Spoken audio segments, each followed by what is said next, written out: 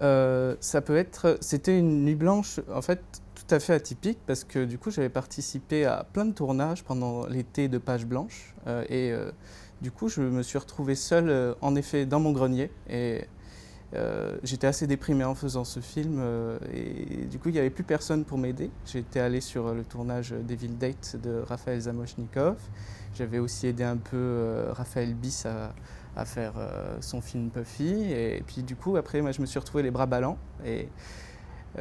Ça a créé un peu ce côté staccato là, de montage, de folie et de solitude, mais effrénée.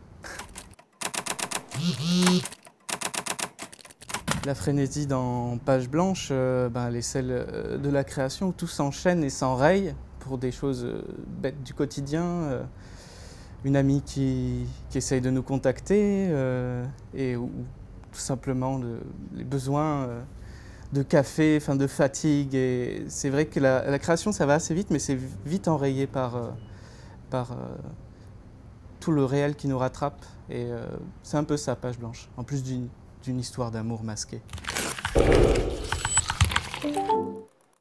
Ce qui est le plus difficile à faire qui a été le plus difficile à faire dans Page Blanche, c'était d'inventer la musicalité au montage. Parce que je travaille la musicalité avant l'image. Et on avance seconde après seconde. Moi, j'ai pas l'habitude de faire un montage général et après je retouche.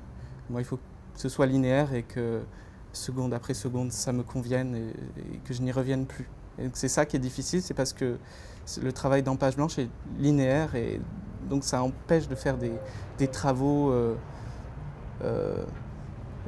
peut-être d'ensemble. Donc tout est dans la précision. Vous êtes un trou du cul. Oh, mais vous savez, ça ne me dérange pas d'être un trou du cul. Oh, l'important c'est de savoir ce qu'on est. Alors c'est vrai qu'on peut partager les films entre ceux qui se jouent en post-production et ceux qui jouent au tournage, mais je ne considère absolument pas ça de cette façon. En fait, tout est une recréation. Au montage, on accepte le hasard, comme à l'écriture. L'écriture, on a plein d'embûches, on les surmonte au tournage et au montage, on en surmonte d'autres. Et en fait, c'est qu'il y ait un film qui soit très découpé ou un plan séquence, la notion de post-production, ouais, l'effort est plus grand, l'effort est plus long. Mais pour moi, j'ai du mal à dissocier les deux types d'efforts qu'on peut fournir. C'est pas ça, mais... Alors la bise, je voulais faire un plan séquence pour me déprendre de mon amour du montage. Et c'est un travail de préparation assez différent parce qu'il faut penser la musicalité, mais sur le tournage. Et donc c'est énormément de répétitions. On ne peut pas laisser au hasard, tout ce travail ni ce qui peut advenir.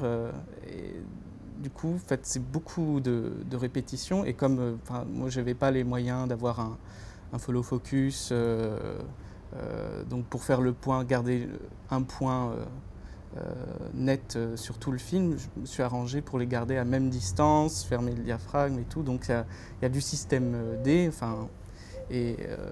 Donc ça fige un peu les possibilités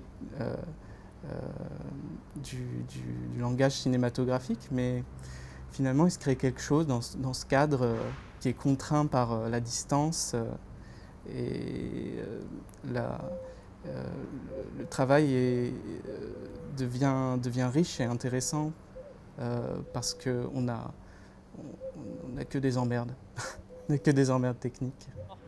Vous vous décidez? Comme vous voulez. Non, puisque c'est moi qui vous demande. Vous me demandez quoi? Vous êtes d'humeur intime ou bien?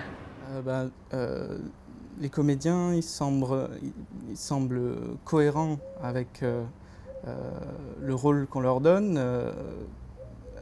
En tout cas, dans la bise, c'est parce qu'en général, je pense à eux avant d'écrire. Je ne fais pas de casting, donc c'est vraiment... je leur taille des rôles sur mesure. Un café? T'avais vraiment l'intention de me laisser payer? Pourquoi ça? La qualité d'un dialogue, c'est... Alors dans la vie, c'est pas évident parce que du coup, c'est plutôt très littéraire, ça ressemble plus à du théâtre, mais parce que c'est deux personnages qui s'aiment et qui jouent à se détester. Donc il y a un jeu dans le jeu. Mais dans un dialogue, j'aime bien la chute, le défaut, le bafouillement, toutes ces petites choses, toutes ces erreurs de langage qui font que la musicalité est vraie et qu'on ne trouve pas, enfin dans les films français en général, je ne retrouve pas les sonorités des gens qui m'entourent.